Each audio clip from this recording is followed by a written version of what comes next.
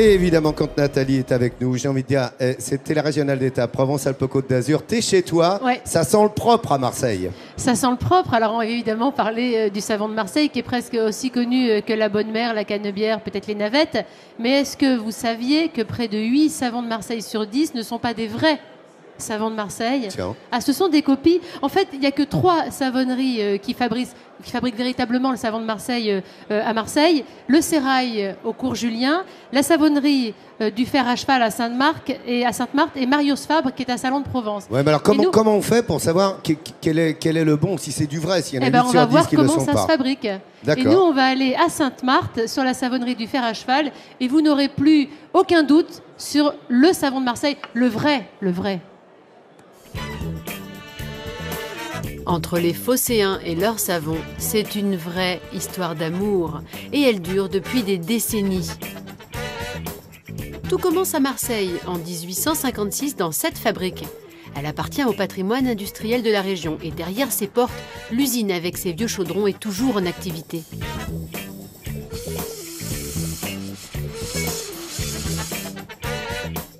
Comme disent les Marseillais, le taulier ici, c'est Michel.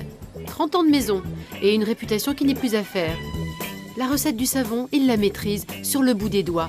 Ce sont 3 ingrédients, de l'huile d'olive, de la soude et du sel. C'est pratiquement que du végétal, 100% végétal. Il n'y a aucune trace animale, aucun additif, aucun parfum, rien. C'est vraiment le savon de Marseille qui est fait à Marseille et par un Marseillais. Cette préparation s'effectue dans ces immenses chaudrons. Chacune de ces cuves peut contenir jusqu'à 15 tonnes de savon. À ce stade-là, il est encore à l'état liquide. Les ingrédients sont chauffés à 120 degrés. Portés à ébullition, ce mélange se transforme en pâte.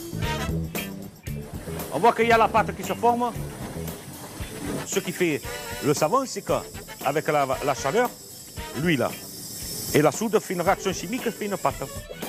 Une fois la pâte cuite, elle est transférée dans un deuxième atelier. Elle est broyée, puis hachée, avant d'être moulée en machine et découpée en petits morceaux. Les savons circulent ensuite sur un tapis roulant et sont emballés. Ils sont enfin prêts pour la commercialisation.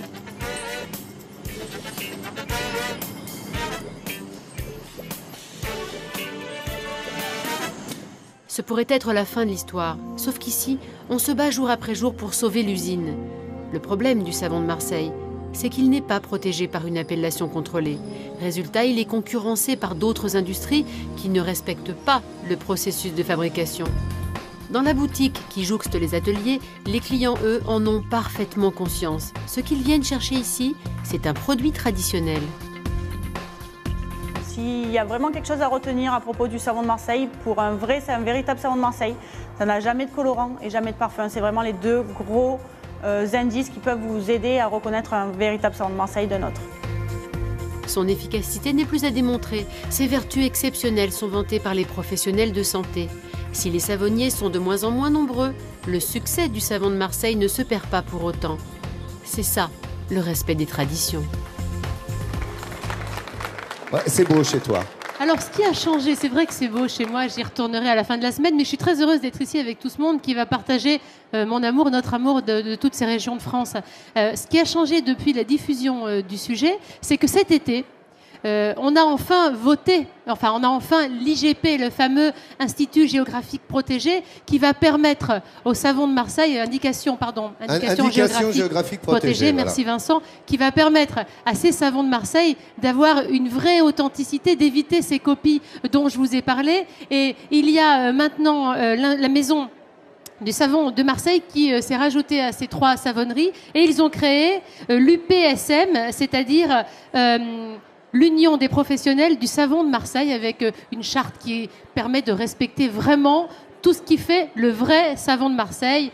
C'est celui-ci, avec ses copeaux. Ah oui, c'est comme ça. Moi, maman, c'est comme ça, parce qu'on peut s'en servir pour faire plein de choses. Je voulais vous parler, parce que Provence-Alpes-Côte d'Azur, ça n'est pas que Marseille, je voulais vous parler du miel des ruches. Et les Hautes-Alpes nous ont prêté une ruche en plexi transparente. Regardez, c'est absolument magnifique. La reine-mère a été colorée d'une pointe rouge. Et si vous allez sur le stand des Hautes-Alpes, vous verrez le travail. Voilà, on voit la reine-mère. Ah, vous verrez attends, regarde. le travail des abeilles. C'est vraiment magique. Je trouve que c'est très instructif. Ce miel qui est une vraie ressource naturelle que la nature nous propose.